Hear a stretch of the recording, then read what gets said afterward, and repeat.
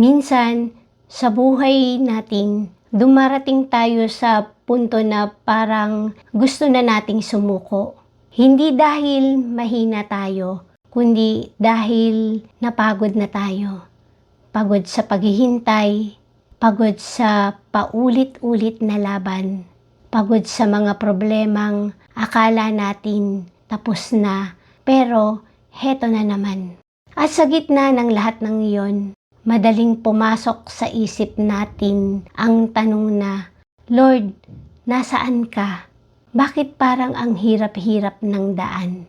Pero ang totoo, kahit mahirap ang daan, hindi ibig sabihin na iniwan ka ng Diyos. Hindi rin ibig sabihin na mali ang tinatahak mo. Minsan, kaya mahirap ang daan dahil may pupuntahan kang mas mataas. Minsan, kaya may oposisyon dahil may destiny kang mahalaga. Walang kalaban ang isang taong walang patutunguhan. Walang matinding pagsubok ang isang buhay na walang nakaambang promosyon.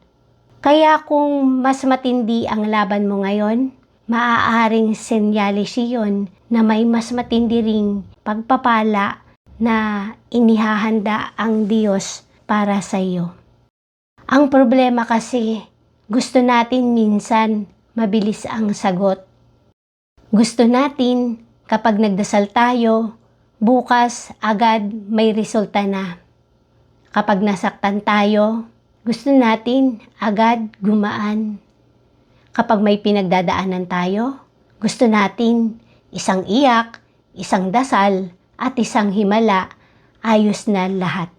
Pero ang Diyos, hindi lang interesado sa destinasyon mo.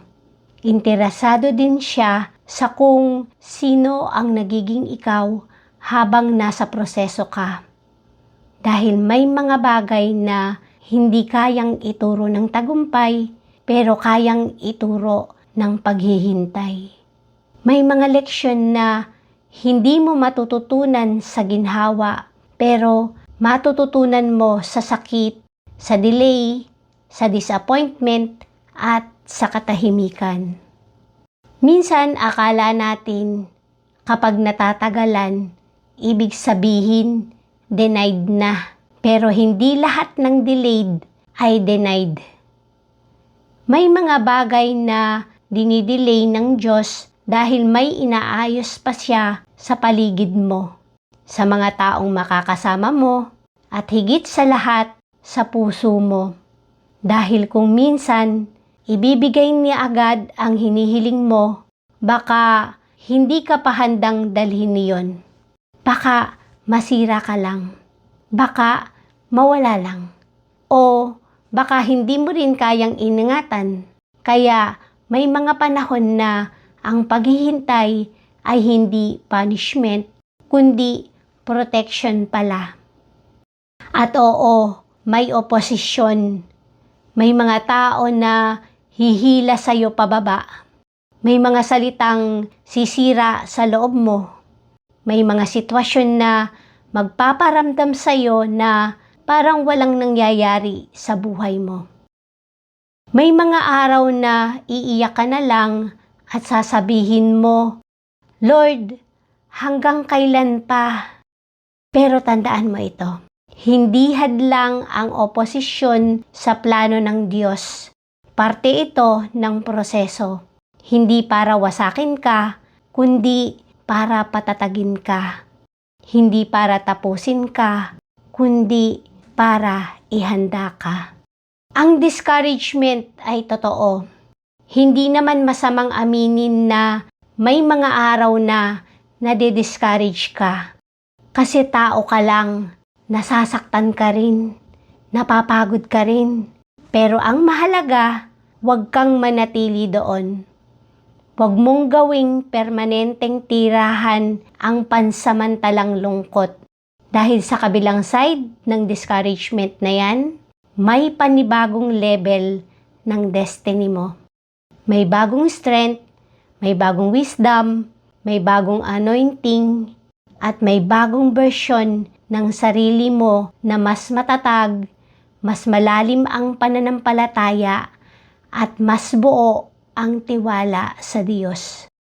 Minsan kaya hinahayaan ng Diyos ang test ay hindi dahil gusto kanyang pahirapan, kundi dahil gusto niyang ilabas ang mas matibay na ikaw.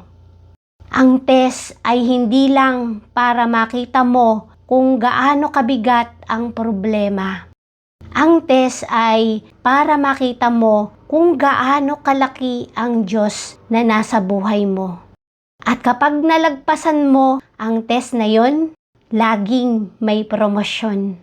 Baka hindi agad sa paraang inaasahan mo. Baka hindi agad sa material, hindi agad sa pera, pero maaaring promosyon yan in character, promotion in peace, promotion in wisdom, at promotion in spiritual maturity. At minsan, iyon ang mas mahalaga kaysa sa anumang panlabas na tagumpay. May mga laban na akala mo lugi ka, pero sa totoo lang, doon ka mas lumalalim sa Diyos. May mga pagkatalo na akala mo katapusan na, pero yun pala ang simula ng mas tamang direksyon. May mga pintuang nagsara na akala mo malas, pero yun pala ang pagliligtas ng Diyos sa iyo sa mga maling tao, maling lugar, o maling timing. Kaya kahit hindi mo pa naiintindihan ngayon, pwede ka pa ring magtiwala. Hindi dahil malinaw ang sitwasyon, kundi dahil kilala mo kung sino ang Diyos mo. Ang Diyos ay hindi natataranta sa delay mo. Hindi siya kinakabahan sa problema mo. Hindi siya nagugulat sa oposisyon na dumarating sa buhay mo. Bago pa man dumating ang pagsubok, may plano na siya. Bago pa man dumating ang luha mo, may comfort na siyang inihanda. Bago pa man dumating ang laban, may grace na siyang nakalaan para sa'yo. Kaya ang kailangan mo lang minsan ay humawak. Kahit konti na lang ang lakas mo. Maniwala kahit hindi mo pa nakikita. Lumakad kahit mabagal. Umusad kahit may takot. Huwag mong sukatin ang faithfulness ng Diyos base sa bilis ng sagot. Sukatin mo ito base sa katotohanang hanggang ngayon hindi ka pa rin pinapabayaan. Ilang beses ka na bang nadapa, pero bumangon ka pa rin? Ilang beses ka nang umiyak, pero may lakas ka pa rin? Ilang beses ka nang nasaktan, pero buhay ka pa rin, lumalaban ka pa rin. Ibig sabihin lang nun, may kamay na umaalalay sa'yo kahit hindi mo laging nakikita. Kaya kung nasa season ka ngayon ng paghihintay, opposition o discouragement, ito ang paalaala sa'yo. Hindi pa tapos ang kwento mo. Hindi dahil mahirap ngayon ay wala ng pag-asa. Hindi dahil natatagalan ay wala nang mangyayari.